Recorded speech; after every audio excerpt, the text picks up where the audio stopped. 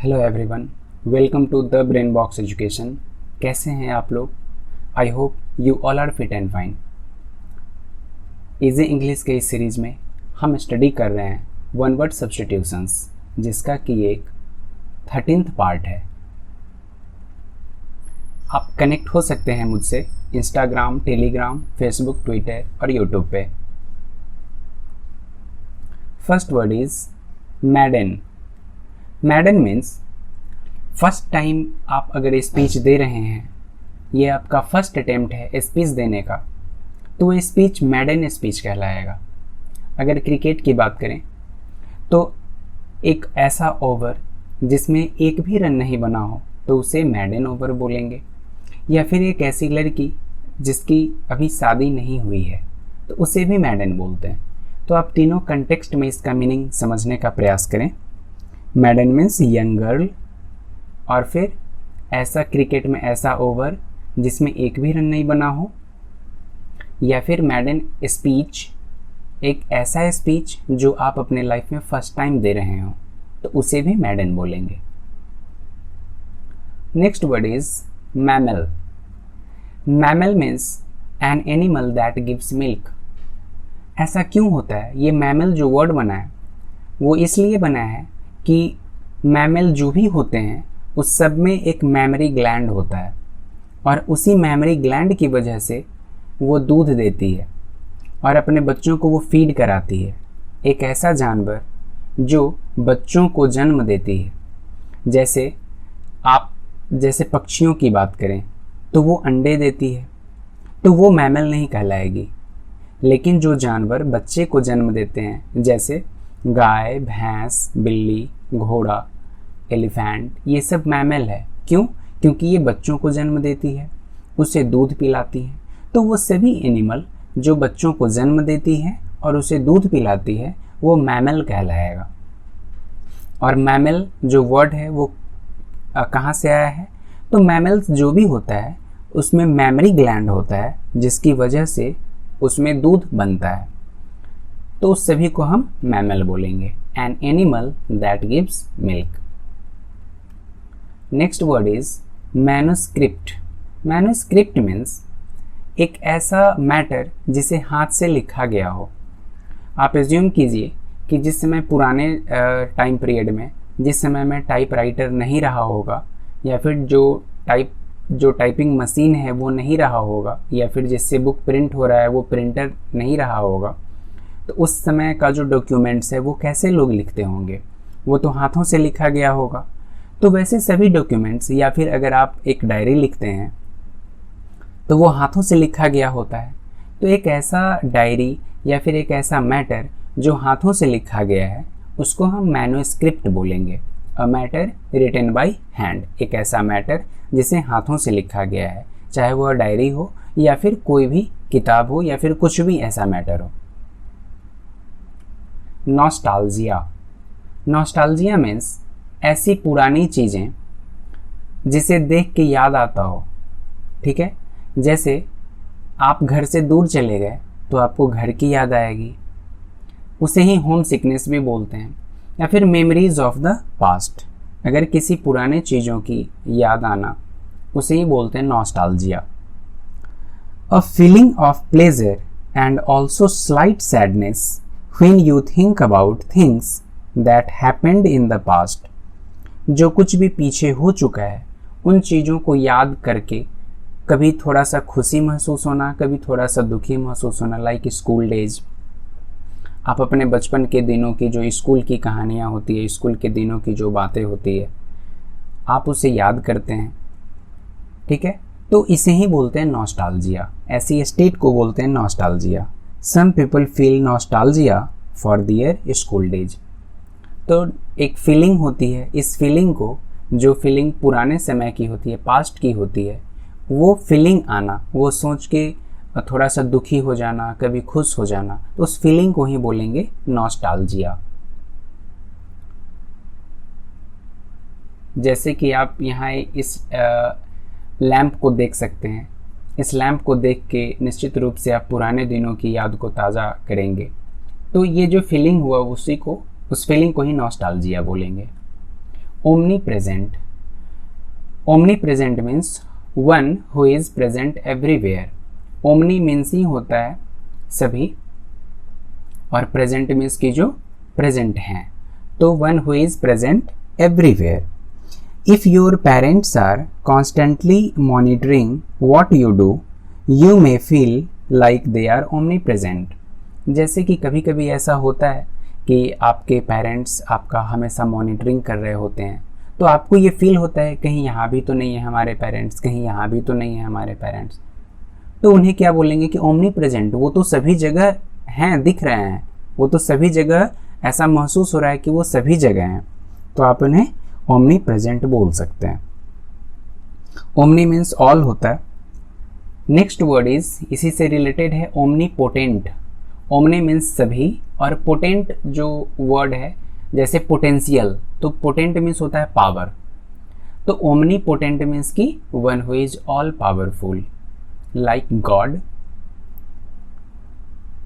If you think that love is rules the word love in omni potent. जैसे लोग अगर बोलते हैं कि प्यार में ही बहुत ज़्यादा ताकत है, प्यार मीन्स कि लोगों के साथ घुल मिल करके रहना, अच्छे से रहना, तो वो तो सभी जगह है, तो उसी में सबसे ज़्यादा ताकत होती है, तो आप उसे ओमनी पोटेंट बोल सकते हैं। Next word is omniscient. सिएंट वर्ड से ही साइंस बना है, और साइंस मीन्स सिएंट मीन्स होता है नॉलेज, और ओमनी मीन्स की ऑल, तो वन हु नोज ऑल, ऐसा व्यक्ति जो सब कुछ जानता हो उसे बोलेंगे ओमनीसिएंट।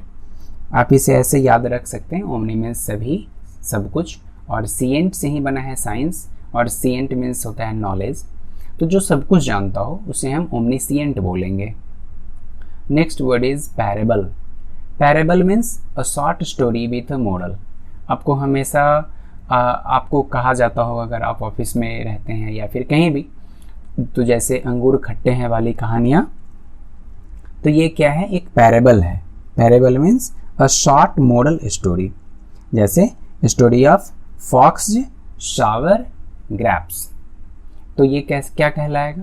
जैसे इसमें तो इस स्टोरी में क्या है, नॉर्मली एनिमल्स है, और ये एक स्टोरी क्या देता है, एक मॉडल देता है कि अंगूर खट्टे हैं वाली बात, तो ये क्या कहलाएगा, parable. Next word is payroll.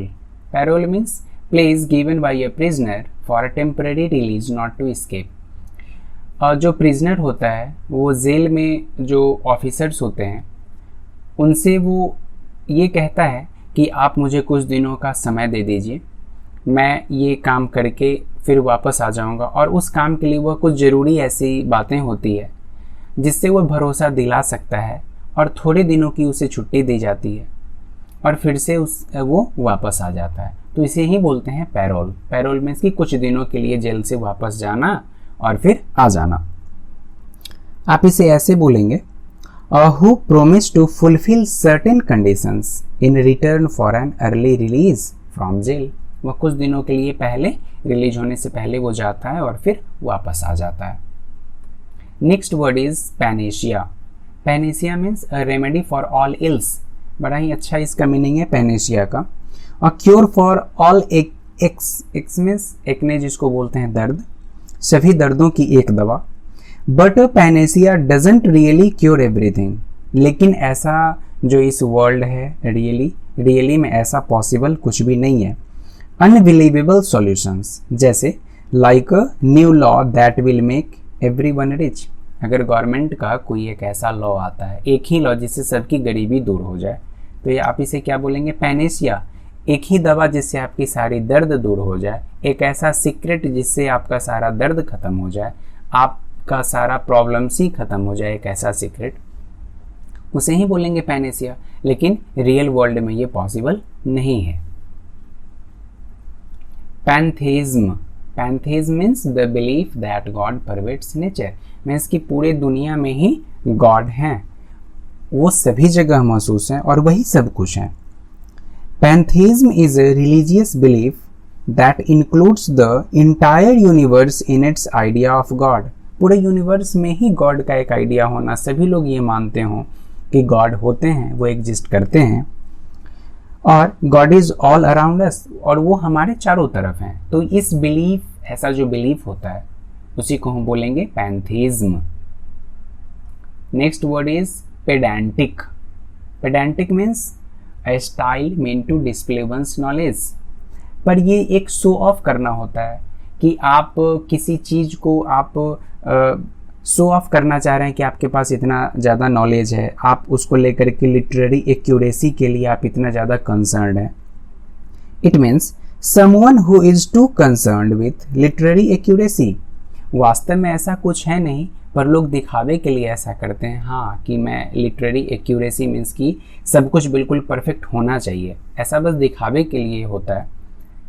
तो इस स्टाइल को या फिर ऐसा जो होता है उसे हम पेडेंटिक बोलेंगे। ठीक है। Someone who is showing off book learning specially in a टायरसम way. Really ऐसा पॉसिबल नहीं है, पर लोग शो ऑफ करने के लिए ऐसा करते हैं। A style mean to display one's knowledge, वो दिखावा के लिए अपने नॉलेज को दिखाते हैं, शो ऑफ करते हैं। Plagiarism. Plagiarism means literary theft. It means कि अगर कोई लोग ऐसे हैं जिन्होंने कहानियाँ लिखी, या फिर बहुत सारे लोग ऐसे होते हैं जिनका ओरिजिनल जो गाना होता है और उनको कोई चुरा लेता है और वो अपने नाम से उसे पब्लिश कर देता है, तो उसे ही बोलते हैं प्लेजियरिज्म। तो नॉर्मली ये लिटरेरी वर्क में ऐसा होता है। लिटरेरी थेफ्ट और passing off an author's original work as one's own means कि आप इसे इंटेलेक्चुअल थेफ्ट बोल सकते हैं। जैसे किसी व्यक्ति ने कोई गाना लिखा और उस गाना को किसी ने चोरी करके अपने नाम से पब्लिश कर दिया, ठीक है, तो आप इसे क्या बोलेंगे? Plagiarism. Next word is platonic. Platonic जो वर्ड बना है वो प्लेटो से बना है, मीन्स कि जो ऑथर जो थिंकर थे, ग्रीक थिंकर प्लेटो, उनसे रिलेटेड ये वर्ड है platonic. Platonic means something spiritual. अगर रिलेशनशिप की बात करें तो एक ऐसा रिलेशनशिप जिसमें क्या हो, जो फिजिकली, बिल्कुल जो फिजिकल रिलेशनशिप है उससे अलग हो। Platonic love is marked by the absence of physical और सेक्सुअल डिजायर। एक ऐसा रिलेशनशिप जिसमें फिजिकल डिजायर ही ना हो, सेक्सुअल डिजायर ही नहीं हो, मीन्स कि फ्री फ्रॉम फिजिकल डिजायर, तो आप ऐसे रिलेशन को क्या बोलेंगे? Platonic relation. ठीक है, मीन्स कि समथिंग स्पिरिचुअल, मीन्स कि इस बॉडी से अलग, इस बॉडी से बिल्कुल दूर, इस बॉडी से जिसका कोई रिश्ता नाता नहीं हो, तो something spiritual. Next word is portable. Portable means that can be carried in hand. एक ऐसा चीज़, एक जैसे बैग है आपका, तो आप इजीली उस बैग को एक जगह से दूसरी जगह कैरी कर सकते हैं। जैसे आप इस फिगर में देख सकते हैं, ये जो टैबलेट है, इस टैबलेट को इजीली एक जगह से दूसरी जगह हम हाथ में लेके कैरी कर सकते हैं, एक जगह से दूसरी जगह लेके जा सकते हैं।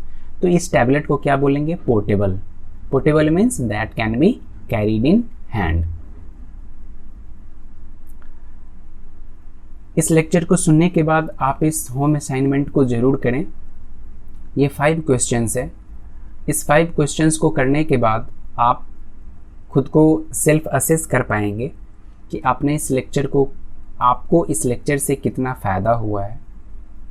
और अगर आप इस 5 क्वेश्चन को सही ढंग से नहीं कर पा रहे हैं तो आप इस लेक्चर को दोबारा देखिए और फिर से इस 5 क्वेश्चन को करने के बाद आप उसे ज़रूर चेक करें कि आपने इस 5 से कितना क्वेश्चंस को सही किया है।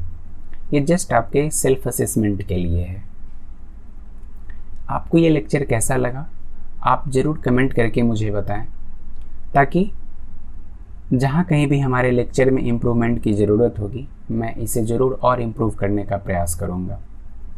और आप हमारे एजुकेशन को, आप जो हमारे चैनल पे जो आपको एजुकेट किया जा रहा है, जो लेसन्स डाला जा रहा है, आप उसे और अगर इम्प्रूव करके देखना चाहते हैं, आप उसे और अच्छे वे में देखना चाहते हैं, तो आप मुझे ज़रूर बताएं कमेंट करके कि इसमें और क्या इम्प्रूवमेंट करने की ज़रूरत है।